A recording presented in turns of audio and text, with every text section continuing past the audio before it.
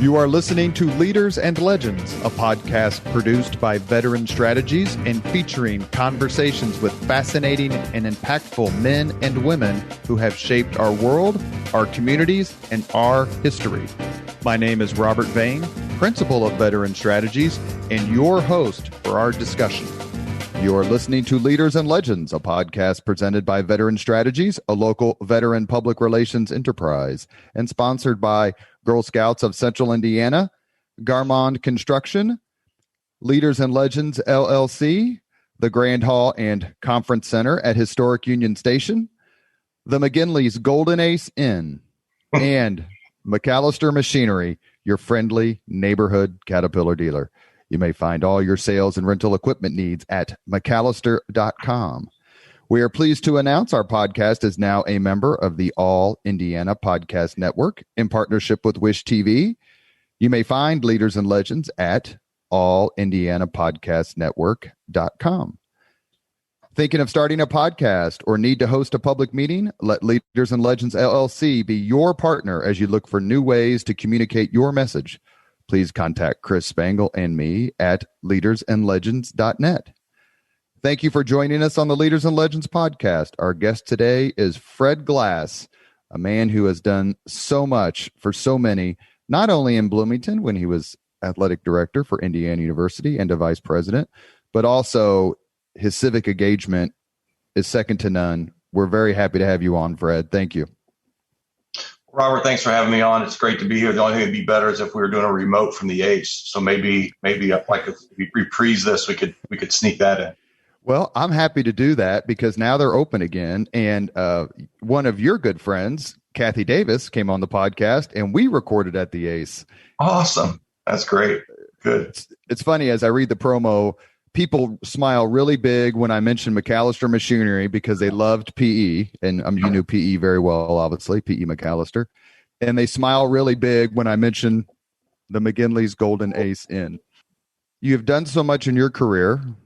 Obviously, being a lawyer has been a huge asset to your career, I would assume, given the success you've had. We're going to jump right into this. And the reason we're jumping right into this is because my son is a sophomore. He just finished his sophomore year at Purdue. Sorry, Fred. Sorry. And he wants to be an attorney. And so what do you say to young attorneys, to people who want the law as a profession? So I say that if your vision is to start at the bottom rung of a gigantic law firm and kind of work your way up and be there forever, then I wonder if that's what you really want to do with your life. And that's like somebody who's been at two different gigantic law firms. It's been great for me, but it wasn't a career defining or consuming activity. But I'm always very encouraging if people want to go to law school because it might sound trite, but I really think it, one, teaches you a special way to think. Lawyers are very adept at cutting through the chaff to get to the wheat, separating the irrelevant from the relevant. And I took that super for granted when I was working with lawyers all the time in the governor's office or at Baker and Daniels. But one of the things at IU I really noticed was it's a different deal when you're working with a lot of people that aren't lawyers. That may sound smug. I don't mean for it to be, but I think lawyers have a special training, a special way of thinking. I think it's really valuable. And then I think it's a distinguishing characteristic. It's a distinguishing feature if you're going to go into politics or sports or entertainment or whatever. So, I would be encouraging for your son to go there. I think my dad was a law school dropout.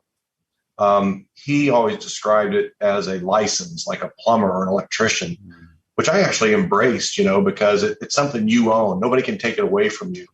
And I think part of the reason I've been willing to take risks in my career is I always knew I could fall back on my license. I could put it up on Shadeland Avenue and chase ambulances and scratch out a living, and it was sort of freeing. So, well, unfortunately, there are a lot of ambulances on Shadeland, on the east side, on Shadeland Avenue. Do you get the sense it's a validator? Like, don't try to put me in the corner. I'm an attorney, kind of thing. Yeah, I think so. I mean, it's a well-earned credential, that I think helps you in a lot of different areas and opens some doors that may not otherwise have been open, distinguishes you from people that fairly or not, it gives you a little bit of a leg up. So I would be encouraging to him. I've got 3 sons. One's a lawyer now. One just finished his first year at McKinney, and one is enrolling in the fall at Maurer. So I guess I voted with my feet on this in terms of giving advice. My good friend, someone the brilliant Jennifer Wagner, got a law degree, went to law school, and I'm like, why are you going to law school? She goes, because so lawyers can't tell me I'm not a lawyer. That's a pretty good reason, actually. Yeah. Nobody's better at messaging than Jennifer Wagner. Yeah. Succinct and to the point. Did you have sort of a mentor, a legal mentor? I know that you worked for Judge S.U. Dillon, but were there others as well?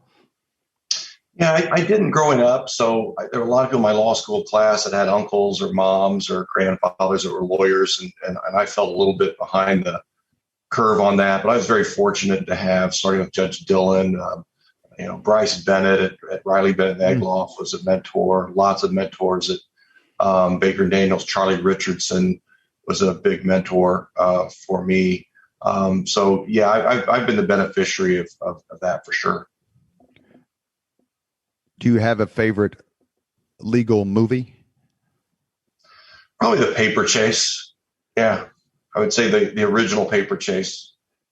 Well, John Houseman, the movie was early to mid 70s. Yeah, exactly. Timothy Bottoms. It's really corny when you look back on it, but I thought it was so cool at the time, and encourage my boys to watch it. I think they've gotten a kick out of it. It captures law school in a certain way that's fairly accurate. You are now at Taft. You had mentioned you had spent several years, 15 years at Baker and Daniels. There are some rock stars at Taft, some of whom are mutual friends of ours, whether that's Lacey Johnson or Kyle Hupfer or the list, Mark Shoeblack, John Hammond, the list goes on and on, who are attorneys.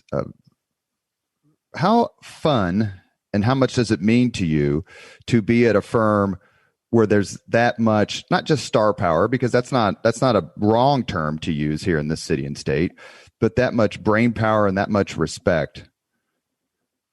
Well, it's one of the reasons I originally came here, and that was even before those guys arrived on the scene. The quality of lawyers here were already great, and when you add talent like that, it's very reassuring. When guys like John Hammond and the other folks you mentioned choose to come here, that's really reaffirming in terms of a decision.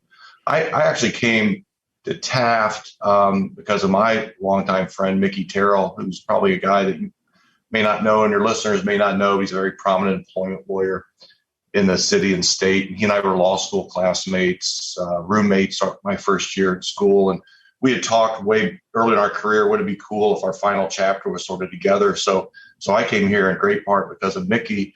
But also, Taft's a little bit the new kid on the block compared to, Faegre and Ice and Barnes and some others. So it's a real strong national firm, but a little bit newer in this market. I thought it'd be fun to be with the up and coming guys.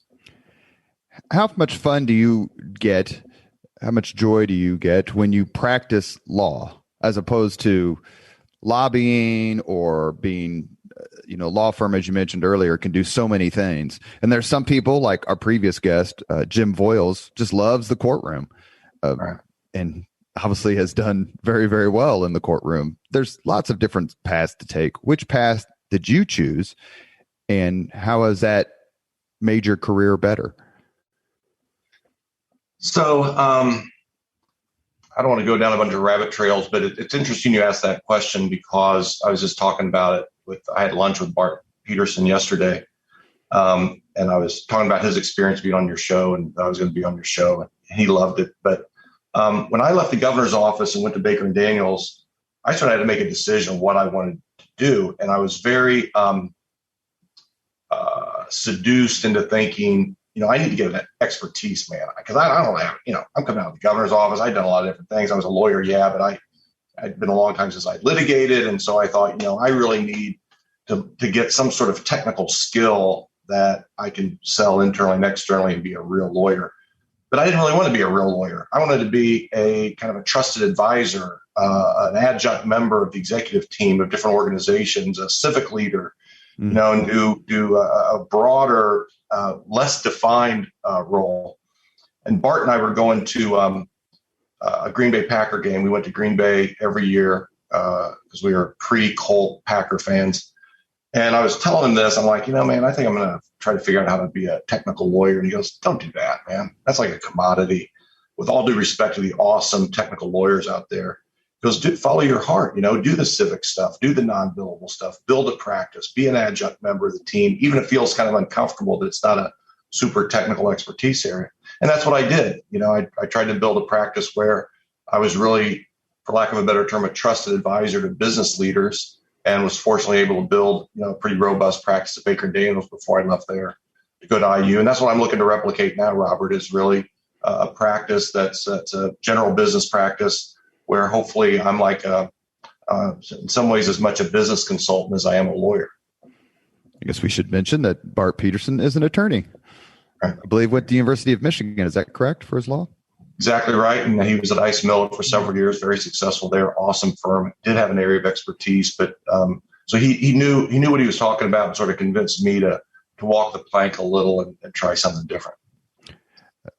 You mentioned before we started the recording that you're a member of the Brebeuf Mafia, which is probably a little different than the East Side Mafia that I'm a member of, but that's a whole nother podcast.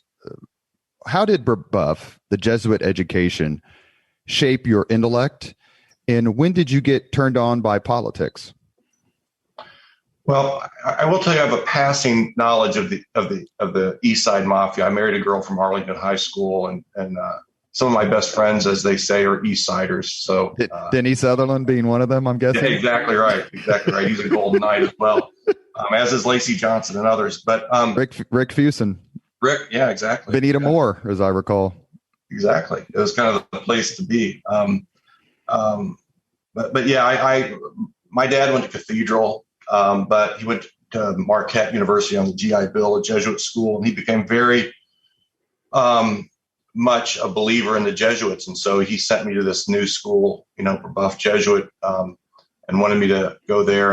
And not so much the time, but over the years, that Ignatian philosophy and Jesuit approach, the Jesuit way of proceeding, as they say, it's been very, very impactful to me. I was the first alumnus to chair the board of trustees at Brebeuf, which was a real honor. And not so much, Robert, in the theological sense. It's not a religious thing for me. Really, it's their incredible approach to leadership and just a way of living. So it's been very impactful for me. I use a lot of things I learned from the Jesuits at IU and in other roles. And it's a tight knit group. I mean, I know you worked for Murray Clark when he was state chair, good friend from Brebeuf, and the list kind of goes on and on about folks from Brebeuf, and we tend to stick together and value our common experiences there. Was it at Brebeuf that you became interested in politics? And how did you, and I asked Mayor Peterson this question, I can't remember his answer, but I remember asking him the question of what landed you on the Democrat side of the aisle? Yeah, I think my dad liked to say that I was a prenatal Democrat. And like a lot of us, probably the single biggest thing that forges our political affiliation is our parents. Bart may be the exception to that. I was just parents are rock-ribbed Republicans. But when I was 5 years old, my mom ran for precinct committee woman against the slate. It was the Young Turks at the time, and she went to try to get Andy Jacobs elected, and she took me around to the houses, mostly, and you probably, I don't know if you've done this before. I've done this with my own kids.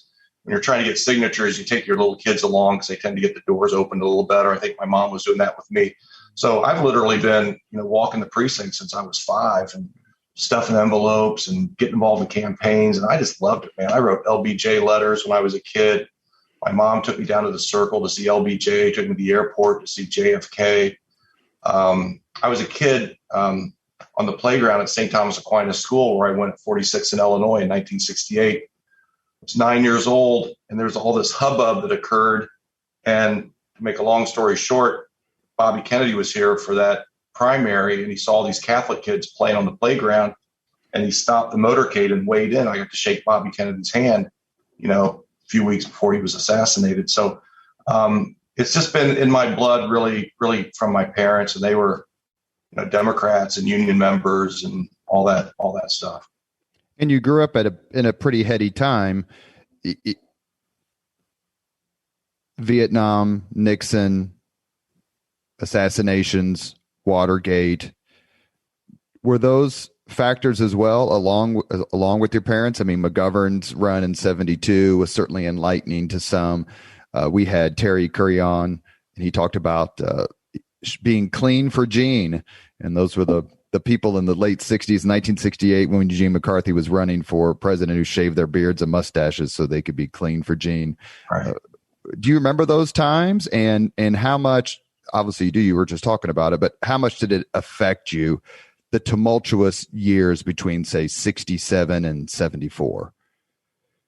Yeah, Robert, I think that's a good insight. I think they were hugely impactful. And given my parents' activity, in politics and the Democratic Party, I probably would have maybe had some interest anyway, but I was just fascinated by what was going on.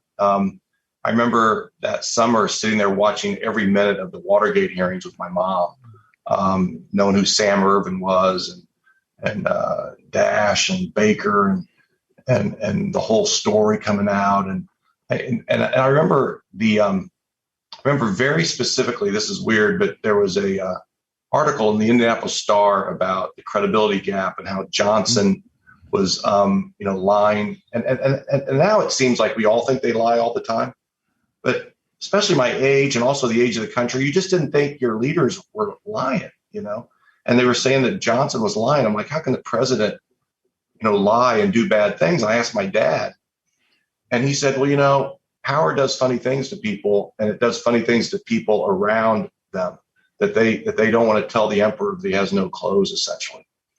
And I remember vowing to myself as like a 9-year-old, if I ever get a chance to be there, I'm not going to do that. I'm not going to lie to who I work for. And that was weird, because then I had the chance later on to work closely with some political leaders. And I just remember that vow that I'm just going to tell them what I think. And you probably had this experience in the short run. You sometimes you're a shot messenger, because they're like, what?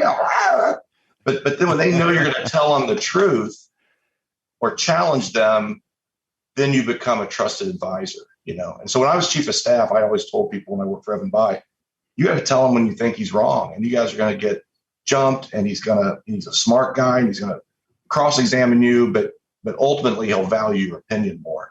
And so those were very formative times for me, I guess. Put the assassinations, those tragedies aside, but so much of what happened, just to focus on 1 second, on Watergate was a very legal crisis, laws being broken, hearings, people being sentenced to jail, and significant sentences by maximum John Sirica, because he knew that there was a story that wasn't being told, and he served, I forget what he sentenced Howard Hunt to, like 35 years for this, third-rate burglary, as the president of the United States called it, I think. But so much about that crisis was rooted in the law. You had whether it was Sam Ervin and John Dean and Nixon was an attorney. He was a law school grad, went to Duke.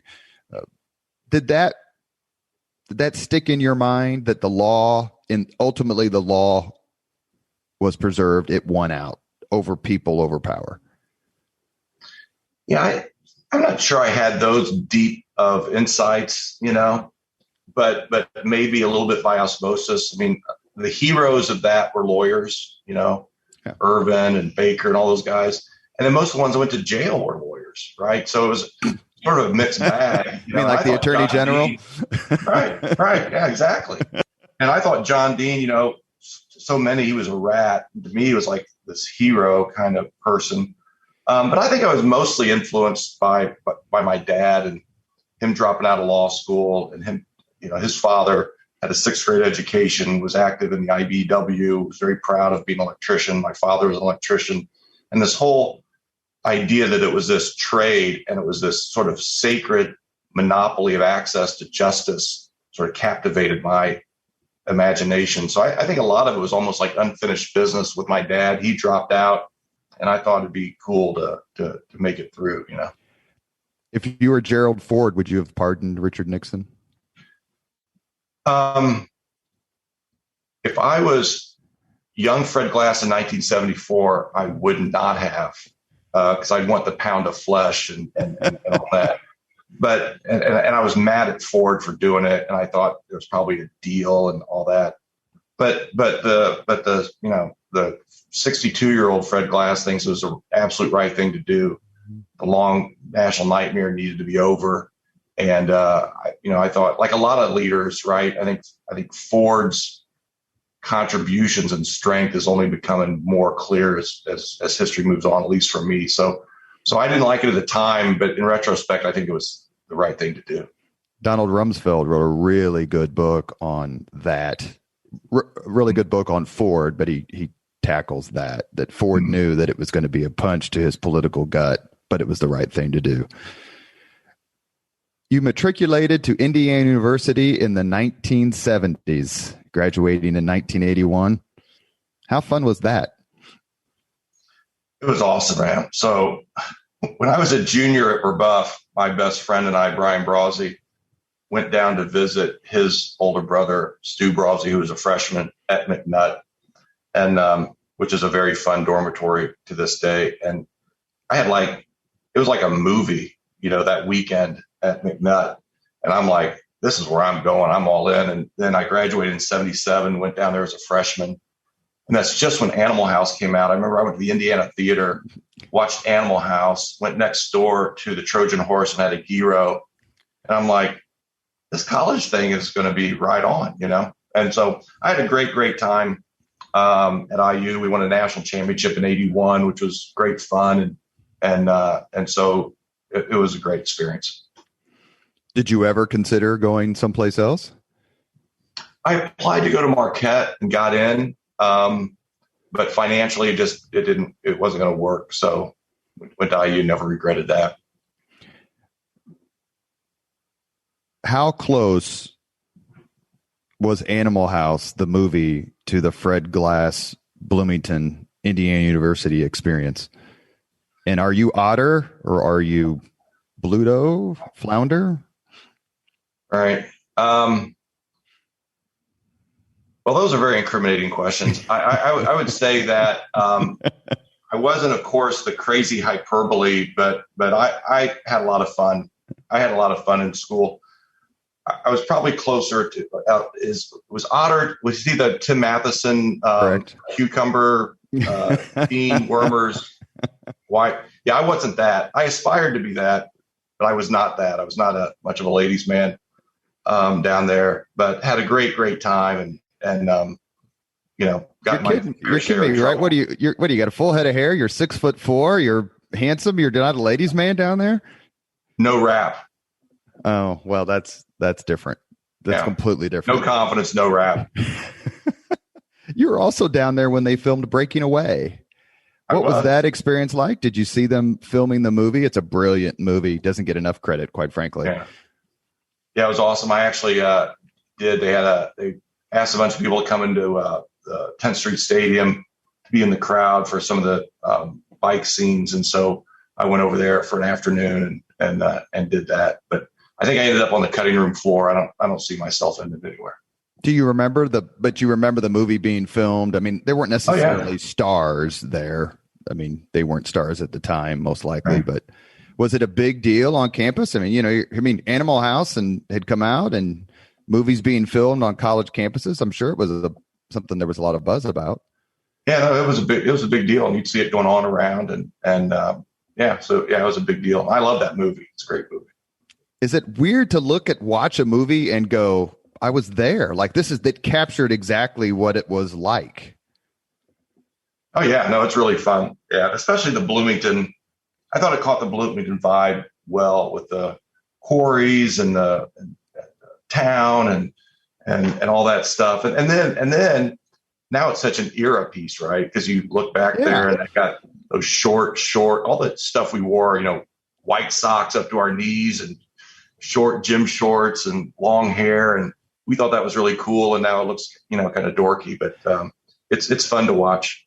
My son and I watched Argo last night, not for the first time, but we watched it. And it's such a time capsule with the avocado phones and the cigarettes and the ashtrays everywhere and the small little TVs that, that you had to get up to actually change the channel. Right. It's amazing how movies can do that. Let me ask you the toughest question I think I'll ask you during the podcast. All Which right. movie is better, Breaking Away or Hoosiers?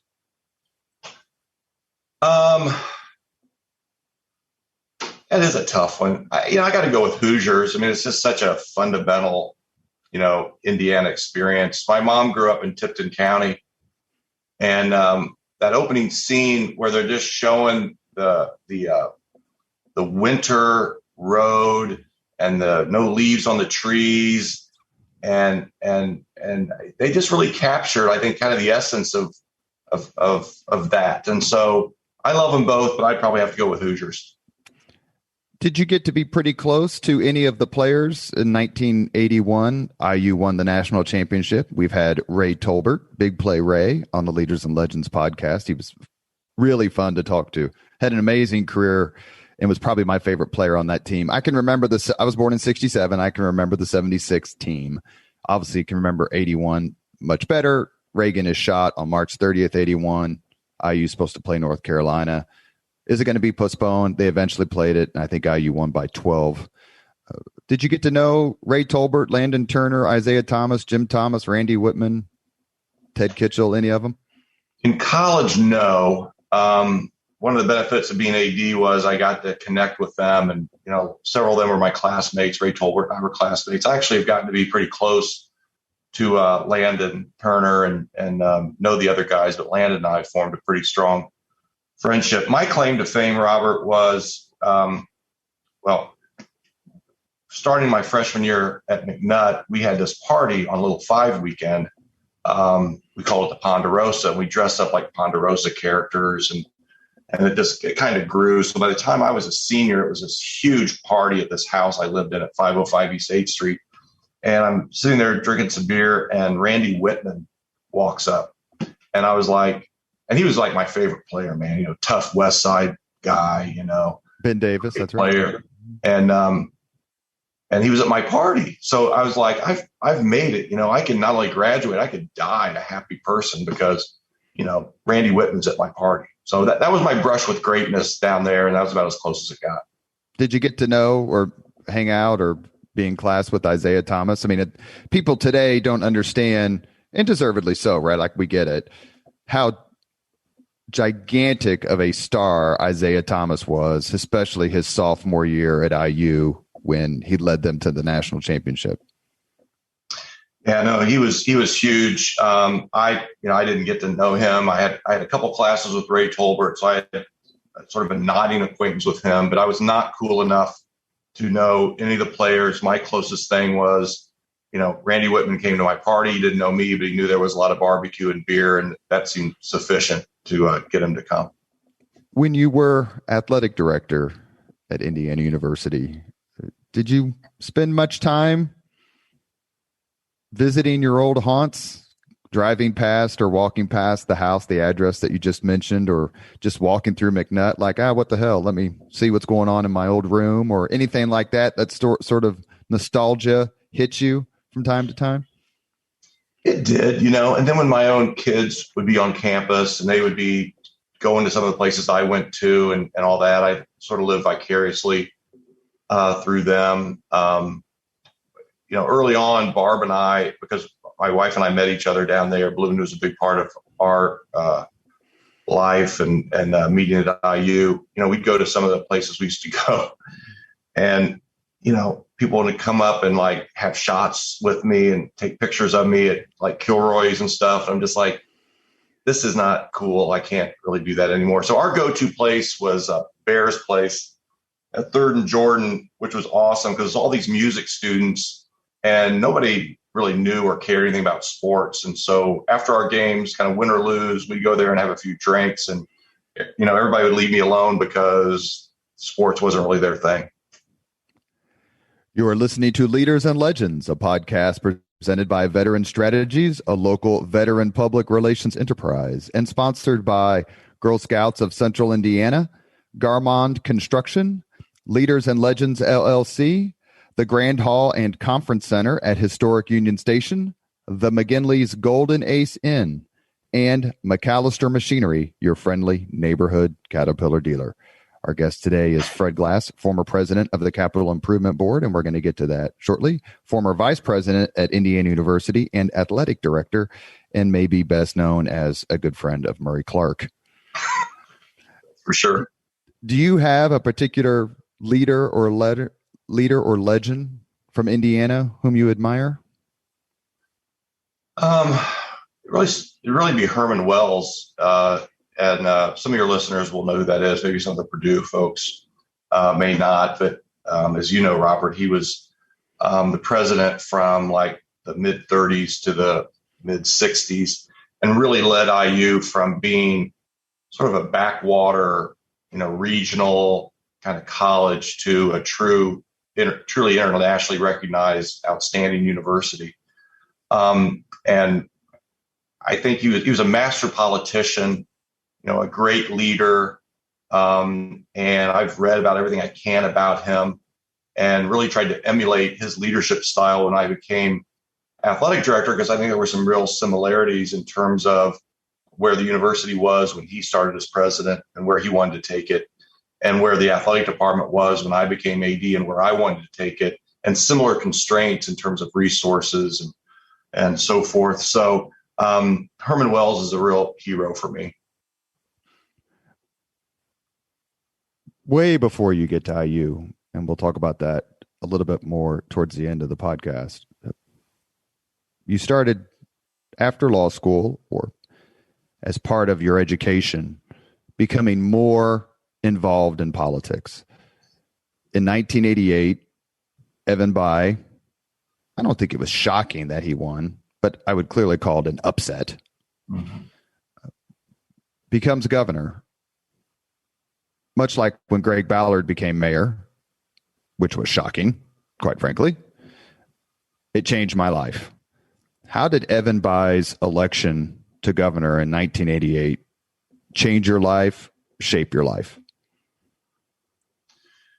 Well, it clearly did, and I'll always be grateful for that. I mean, just real briefly, when I was a junior at IU, I applied for and got an internship with Evan's dad, Birch Bayh, on the subcommittee on the Constitution in D.C., which really everything I've done since goes back to that in terms of having an opportunity to see it, government up close, and kind of takes the magic out of it. Like, because I always thought there was this magical thing that mere mortals couldn't figure out. And when you get a front row seat, you go, I could do that. And so it helped me substantively, understand government more, but also just helped me get connected with the Bayh people. And so when Evan came back to run for Secretary of State, I was connected in through the group I met when I was in my internship. And then I clerked for Judge Dillon, and being connected with Birch Bayh didn't hurt with that. And my wife and I shared it. She scheduled Susan for most of the Secretary of State and gubernatorial campaigns. So I had a little bit of a ramp up, but the big change was it went from being a hobby, to being what I did. And I jumped in and joined the senior staff and thought I'd do it a couple of years. I ended up doing it 5+, ended up being chief of staff. And just, as a young person, the governor was 32 when he got elected. So I was 29, which seems crazy now, but at the time seemed pretty normal. And I just had a disproportionate set of opportunities in a big, gigantic organization called state government, learning from a guy I had a lot of respect for and taught me a lot, about leadership. And then, of course, Bart was my deputy chief of staff, succeeded me as chief of staff. We became close friends. So when he was elected mayor, he wanted me to be involved in the administration and, had some great opportunities there. So on a number of levels, like your experience, it was really life-changing for me. And we should offer our condolences at the loss of your friend, Susan Bayh, and to Governor Bayh, who we'd love to talk to when the time is right. He'd be a terrific podcast guest. But absolutely, she was a very kind lady. I only met her a couple times, and she couldn't have been nicer. Good. Yeah, no. she was terrific. It was an awful thing, and really appreciate your kind words. Well, I remember my mother crying when Marvella died about 40, 50 years ago, 45 years ago. Yeah. And we it didn't matter how we voted. We did not speak ill of Birch Bayh. I mean, he was, and we did a podcast about the career of Birch Bayh, Nancy Pappas, and had Louis Mahern and Bob Blameyer. And it was a terrific group of people. And, I just was old enough to have the frame of reference. I remember when he lost in 80, but I mean, of how important he was. I speak a lot on this podcast. I ask people about trees. There's coaching trees, whether it's Knight and Krzyzewski and everybody else, or Dean Smith and Roy Williams and all these permutations. But there are political trees, whether that's the Bayhs or Daniels or Kernan, certainly Peterson. The list goes on and on, right? Lugar's tree. Yeah, that's probably the redwood, I would have to think. Exactly. How much fun do you have? How much joy do you take in being a part of the extended Birch/Evan Bayh political family?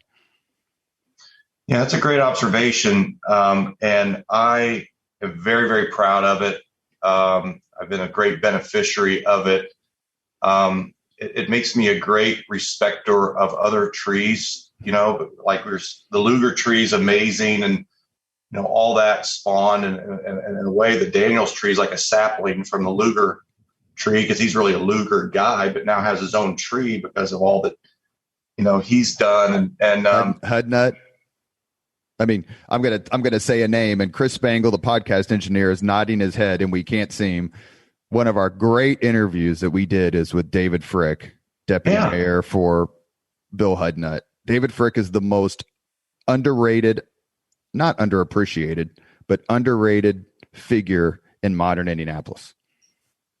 I totally endorse that. David has been a mentor for me. We were at Baker Daniels together. He was always very, very good to me. We had the odd situation with the Lucas Oil Stadium after the smoke cleared and the state ended up being in control of that. David chaired the state authority. I was chairing the Marion County Capital Improvement Board, and that was a breached berth and could have been a real problem, but because of David's stewardship and even demeanor and city first, community first mentality, that thing ended up being a really positive experience. And so I totally agree with you. Pretty much single-handedly got the Colts here, built the RCA Dome. Very humble. He wouldn't wear that on his sleeve, but Indianapolis is a much, much better place because of David Frick. Absolutely. Humble is the humble genius and a deliverer. He's just got the golden touch. Yeah, absolutely. And, our city, David may lead that parade in a way, but you think about those kind of civic leaders who bridged government, P.E. McAllister, Dave Frick, Ted Bohm, Bill Crawford, Jim Morris. I always felt like I was standing on their shoulders in a way, and felt the responsibility to try to be, somewhere close to as good as stewards as those folks were. And I think that's the secret sauce of Indianapolis, that these civic, that there's value and responsibility with these civic leaders who bridge gaps that just a lot of other communities just don't have. And so Dave is maybe one of the quintessential examples of that. And there are so many other names we could mention. Bill Mays, and we would be here all day. Susan Brooks, the list goes on and on. Absolutely. Joe Slash. But it leads directly to my next question, which is the names that you just mentioned, and some of the names that I've mentioned, and some of the people who've come on the podcast. We've made this a point, a thread, for lack of a better term, that, and I remember P.E. McAllister saying this to me at lunch dozens of times. And he held your old job as president of the Capital Improvement Board. He said, politics never came up. Never one time would we have a political argument. everybody who was involved in the room, who was part of the solution, part of the decision, was like, how do we make this work for the city? So given your strong bipartisan reputation, how important has that been to Indianapolis's phenomenal growth over the last 50 years? And how important is it to you personally? First of all, I think it's absolutely right. It's in some ways the key to everything. And one of the people that should be on that list that I neglected to mention is Pat Early, who's part of that group, the father of Victory Field, Bankers Life Fieldhouse. And I mentioned him in particular because he'd been the 8-year leader of the Capital Improvement Board before I was. And sort of in that tradition you were describing, when Bart was elected, there was sort of an acknowledgement by people that, well, he needs to have his leadership on the Capital Improvement Board, which I never thought it'd be me. Bart asked me to do it, whatever. I did it. But, we sat down with Pat, and he facilitated that. So my first meeting, I get elected president. I say, Pat, will you be my vice president? He goes, yeah. We worked through everything together. There were no secrets. It was completely transparent. It's exactly what you described. All the politics was left at the door, and we knew we'd have to pick that hat up on our way out to get stuff done. But when we were in there, it's like, what's good for the city? And it's just, again, I think it's really the secret to Indianapolis. First of all, the people that step in that breach, and they do it in a way it's not nonpartisan, it's bipartisan. People bring their strengths and spheres of influence to bear, but the decision-making is on a nonpartisan basis or bipartisan basis. We should also mention a longtime president of the Capital Improvement Board, Jim Doro Sr. Yeah, absolutely. Yeah. Terrific leader in this city. You got to be careful not to start this list because you mentioned a thread. It's like the string on the sweater. But, there's a dozen that just come rolling off your tongue, and we could get another couple dozen without even breaking a sweat because we've been blessed with awesome leadership in this community.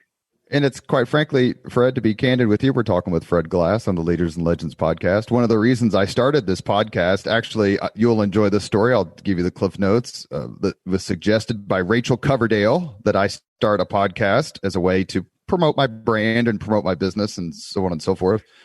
Her husband is Tom Coverdale, former Indiana Mr. Basketball and point guard on IU's last Final Four run.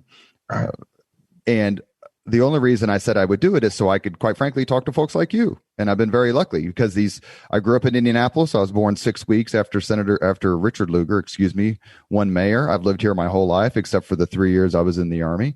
And it's amazing to talk to people and ask this question. And I've asked it of almost everybody, and I'll ask it of you. If I had told you on the day you graduated high school, Fred, guess what? We're going to have a professional football team, and we're eventually going to host the Super Bowl and completely change what the Super Bowl means to the NFL and the country and Americans, you would have said? Yay. I mean, I would have been shocked. I believed in Indianapolis. When I was in high school, and at that time, R.V. Welch, who was a, prominent city leader, ran for mayor against Bill Hudnut, lost. But he had the wherewithal to secure an NFL franchise. And a lot of people thought we would get a new team through R.V. Welch because he had made that.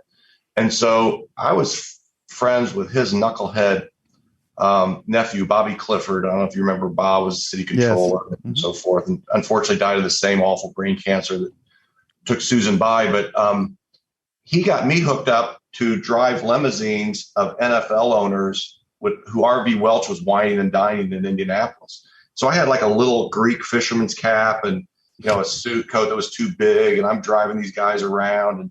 And I believed it was happened a whole different way and all that. And I never even thought about the Super Bowl. So I can't say I thought about that, but I didn't think it was crazy. I was hoping that would happen. And I could think of nothing cooler than that. I remember when they came into town and Dave Frick, Bill Hudnut, Bob Irsay, probably walked onto the field, the RCA Dome, Hoosier Dome then. The place was packed at like 2:00 on a Tuesday.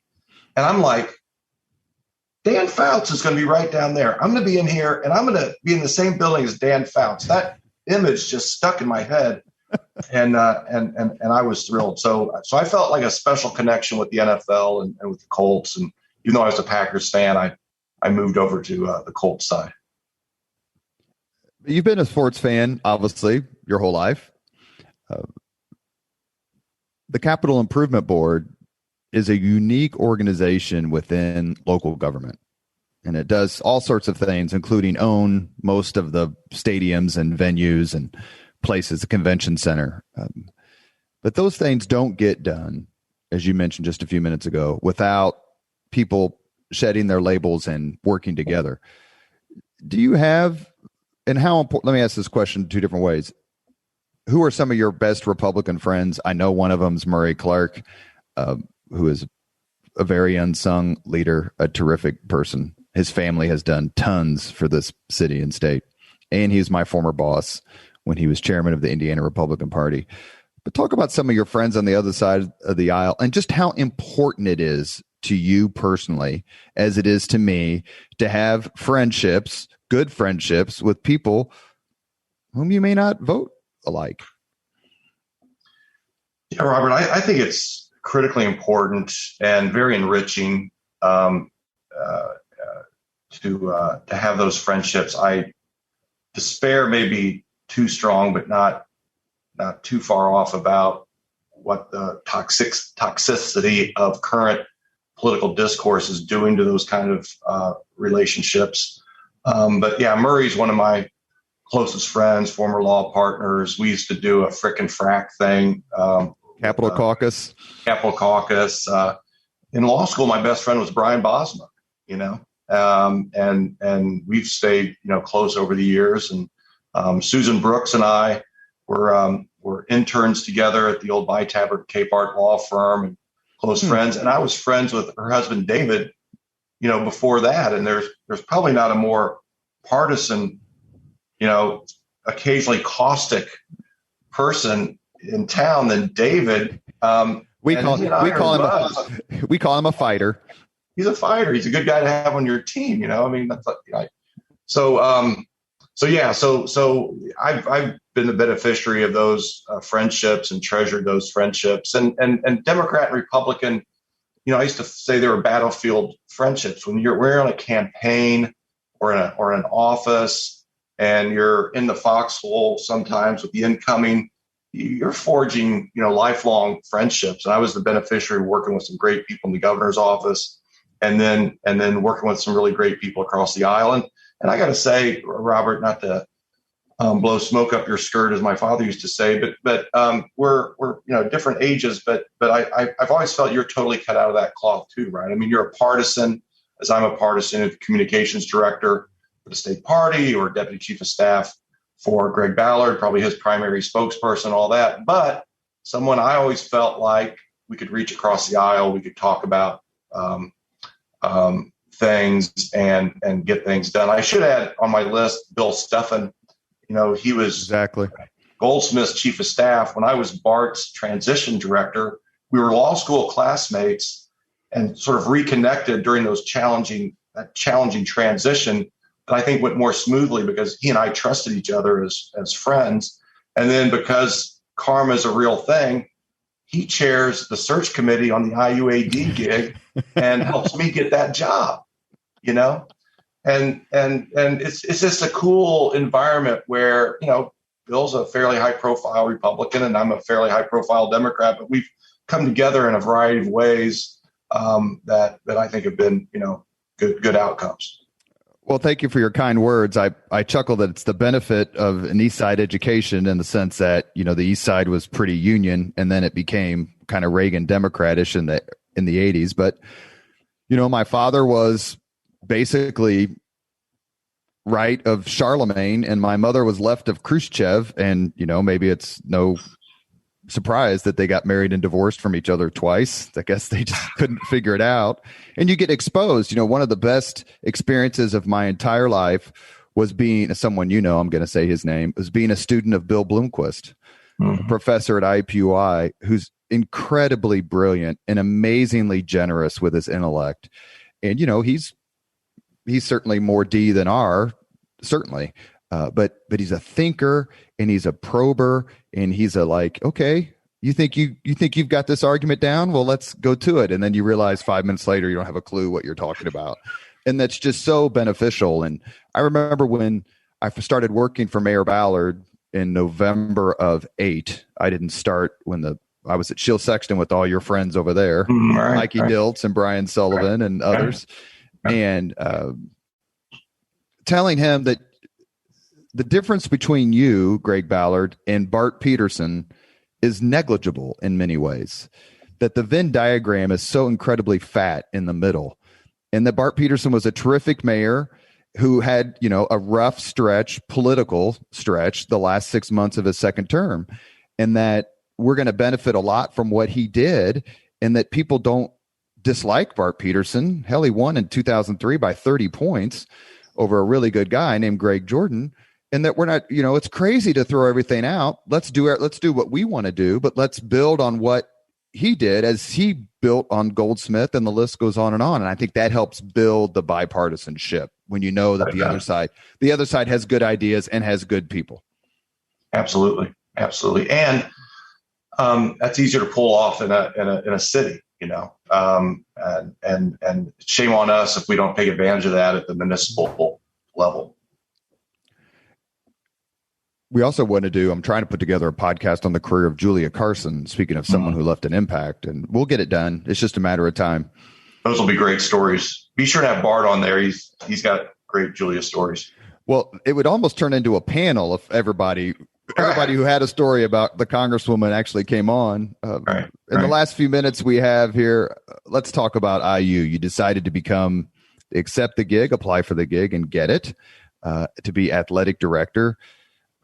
I've never experienced anything like that professionally. I'm only 53. Maybe I will one day. But to be a boss, a vice president at an institution where you had spent so much time as quote unquote a kid, what was it like strolling around campus, Vice President Fred Glass, as opposed to freshman Fred Glass? Well, that would certainly be night and day in a variety of reasons, but it's interesting to describe it that way because my whole career up till then, I'd always been a staff guy, and I really liked being a staff guy, and I thought I was a really good staff guy. I was Evan's staff guy, I was Bart's staff guy, and as a lawyer, you're really a staff guy. It's not your company. It's not your administration. You're advising someone else, and I liked that. And I never aspired to be an office holder. Well, I did when I was a kid, but not when I was older. So the allure of the IU job was to like be in charge of something. And even if it was making widgets, I was 49. It was a good time for me. I thought to do something else. And then the thing you were doing wasn't widgets. It was Bloomington, college, sports, kids.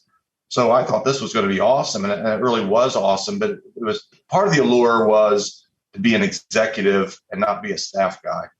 And then, like you were saying, going back down to Bloomington, it was awesome. We got a condo down there, spent a lot of time down there. I did get some good advice when I was pursuing the job. I called Jack Swarbrick, who could be on that list that we were talking about earlier, and he had been a partner of mine at Baker Daniels. Of course, a few months before I became the AD at IU, he became the AD at Notre Dame. And I said, "Hey man, is this a gig I want to do?" And he goes, "Definitely." And I said, "Do you have any advice?" He goes, "Tell him you want to be a vice president, because that helps get things done." Which, hell, I didn't know. And the only reason I asked to be a vice president is because Jack told me. And so I asked to be a vice president. They said, okay. And that was really great advice, because in a college environment, titles matter. And being a vice president really helped me cut through a lot of stuff that I think otherwise would have been more challenging. We would love to have Mr. Swarbrick on the Leaders and Legends podcast. I may send you a note to see if you can be helpful. Maybe you and Mark Miles can persuade him, but he's done an amazing job at Notre Dame. Yeah. And it leads right to my next question. And Swarbrick's done an amazing job, I think, at about everything that he's ever done. Yeah. But, you're in a law firm and you're prominent here in Indianapolis, and you're involved in a lot of big decisions, and you're being interviewed by local media about these decisions and the things you need to do. You've got powerful, influential friends and relationships. And then 6 months later, you're on ESPN 15, 20 times a year. How much different is that? Is the scrutiny, is the limelight? I remember watching IU games, and there you were, watching the game or taking notes or talking to someone. Now it seems like it's just so much more magnified. And how did you handle that? And did you enjoy it? I really wasn't that high. I didn't consider myself to be very high profile in the city sort of before. I mean, with the Super Bowl thing, maybe by necessity.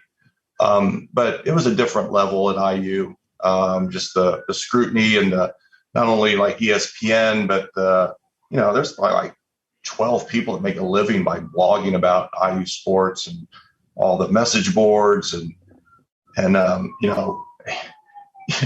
people would say something to my wife about what scarf she was wearing in the game. And, it's just, Archie Miller used to say, yeah, they text about what kind of slushy I got at, Speedway and stuff. The intent, the scrutiny is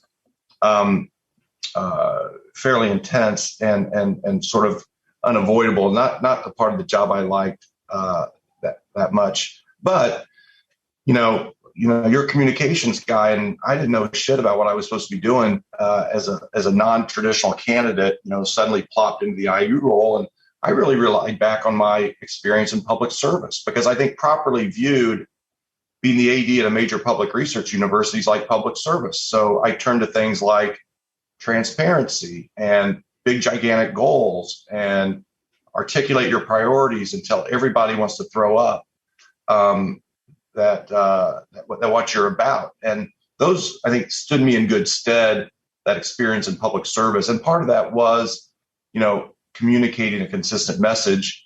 And my experience working for Bart and working for Evan, I think, helped me in that regard.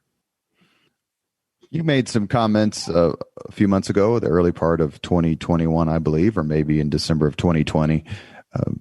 IU inexplicably was wronged with regard to the Big Ten and the bowl season.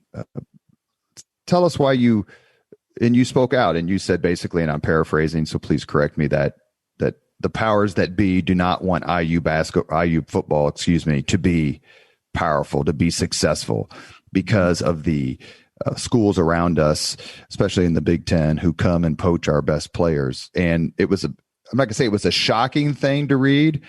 I smiled big because I knew it came from a really good place for you. Why was it important to you to say that? Well, the part of the context was we had just come off this thing where they had a rule that you had to play 6 games to be in the championship game. And they changed that so that Ohio State could represent the Eastern Division instead of IU, which I believe was 100% the right decision. It was a pandemic rule. It wasn't like an 80-year rule. And Ohio State beat us on the field. And so they should have done that. But IU took a high road and didn't complain about that and accepted that, as I thought they should have. But I sort of thought the conference kind of owed us one a little bit. And then the College Football Playoff Committee doesn't put us in the New Year's Six. And then to add insult to injury, we get passed over for the Citrus Bowl by Northwestern, and all this stuff's very hierarchical. And so it was really out of whack to have Northwestern jump over us.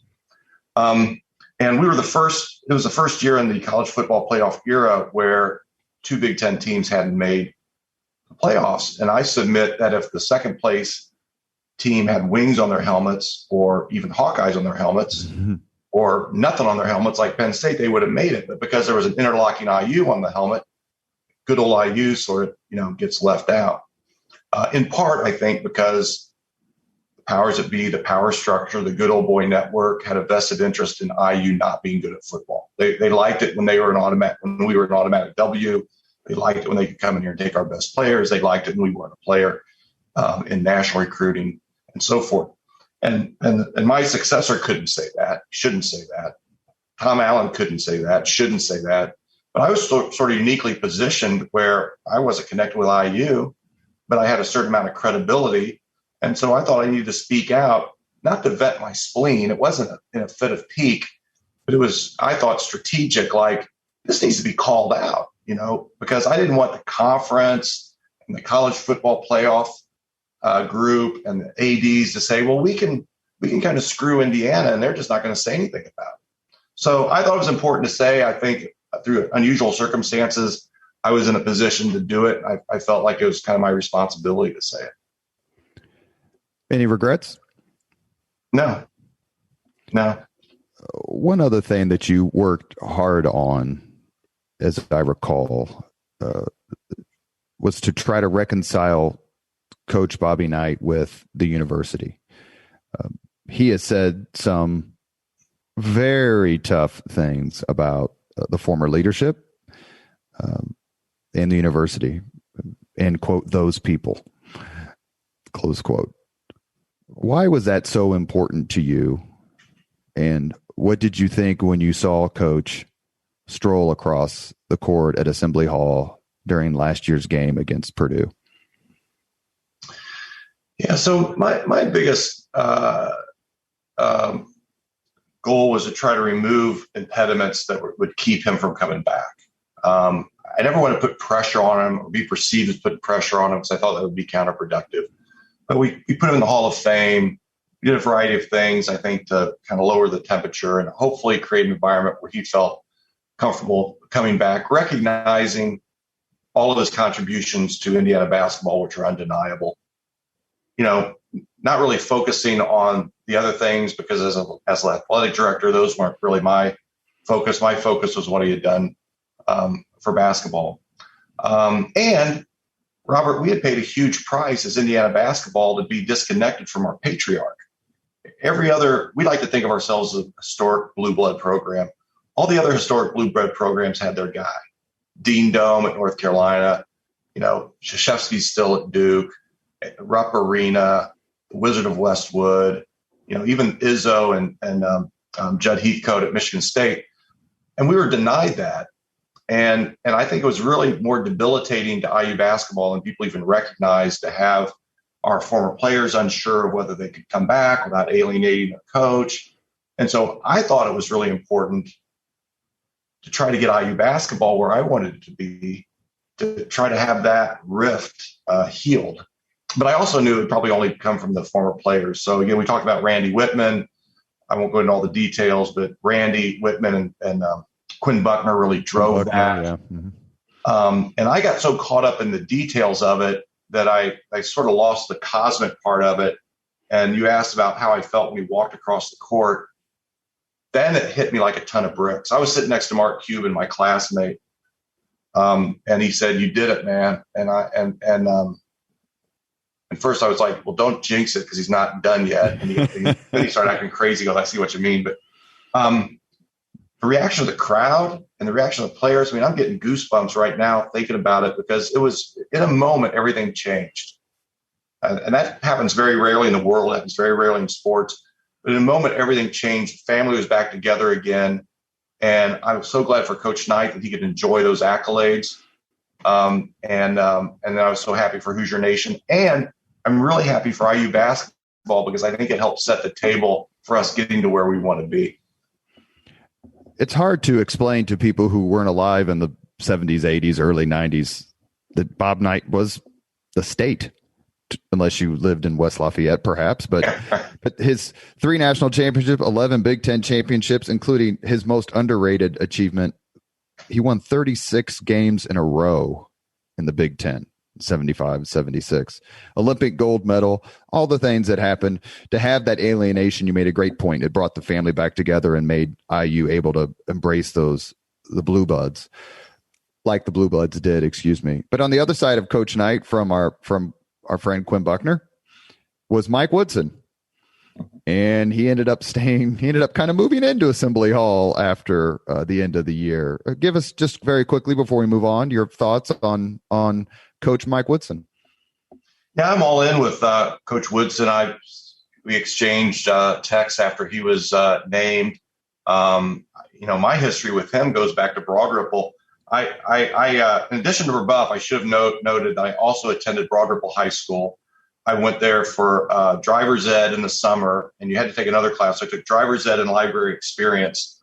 And I used to go to the games at that little Cracker Box gym and watch Mike Woodson play, because we're roughly contemporaries.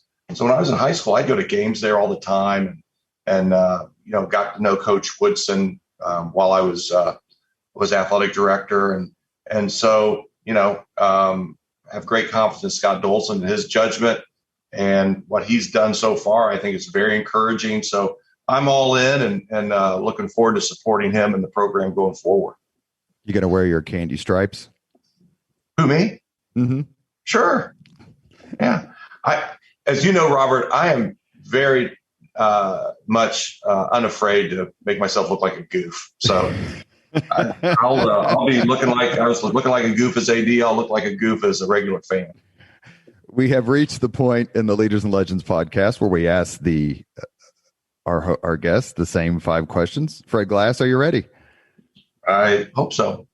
And you won't be a goof, I promise. What was your first job? You can't fix that. First job, Indianapolis Star Paperboy. Number 2, what was your first concert?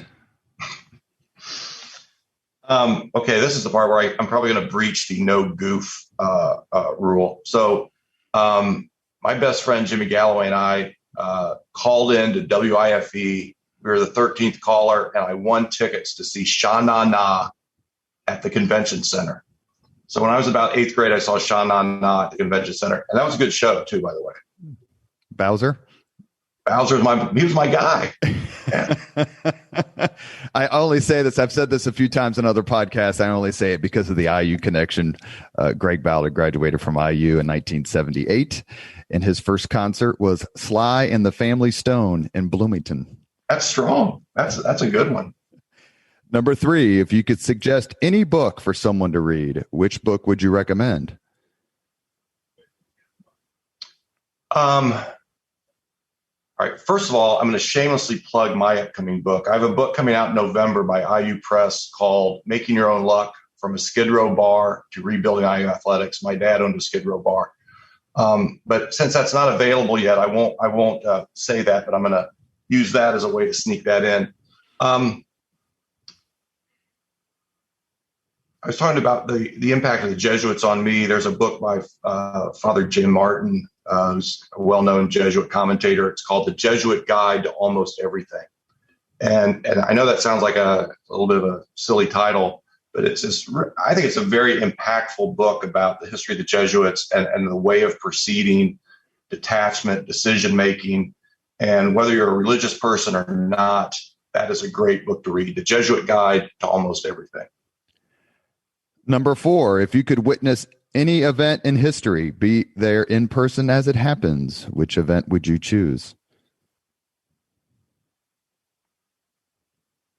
How about Woodstock?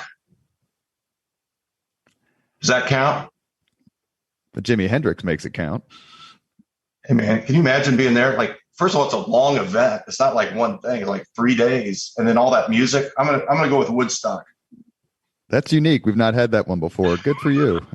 Number 5, last question. If you could have dinner with anyone living today, 2 hours completely off the record, just to chat, whom would you choose?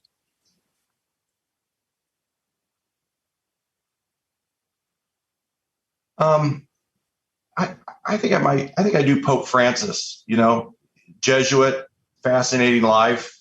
You get to meet the Pope. I'll go with Pope Francis. Terrific answers. You have been listening to Leaders and Legends, a podcast presented by Veteran Strategies, a local veteran public relations enterprise, and sponsored by Girl Scouts of Central Indiana, Garmond Construction, Leaders and Legends LLC, the Grand Hall and Conference Center at Historic Union Station, the McGinley's Golden Ace Inn, and McAllister Machinery, your friendly neighborhood Caterpillar dealer. Our guest today has been former Indiana University Vice President and Athletic Director, former Chief of Staff to Governor Evan Bayh, and former President of the Capital Improvement Board and proud member of the Brebeuf Mafia, Mr. Fred Glass. Fred, thank you for your time. Robert, thanks so much for having me on. I'm really flattered and really enjoyed it. Thanks a lot. Thank you very much for listening to Leaders and Legends, brought to you by Veteran Strategies Incorporated. If you want to contact us about this program or our menu of public relations services, please send us an email at robert@veteranstrategies.com. That's robert@veteranstrategies.com.